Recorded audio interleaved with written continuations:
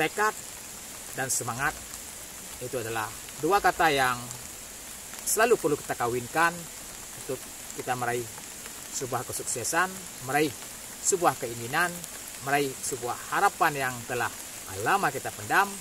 Mudah-mudahan dengan semangat yang membara, konsisten, disiplin, kita tentunya dengan doa, insya Allah, dan tentu kita akan meraih itu. Dan ini adalah sesuai dengan firman Allah yang sering kita baca, innallaha la yughayyiru ma biqaumin hatta yughayyiru ma bi anfusihim.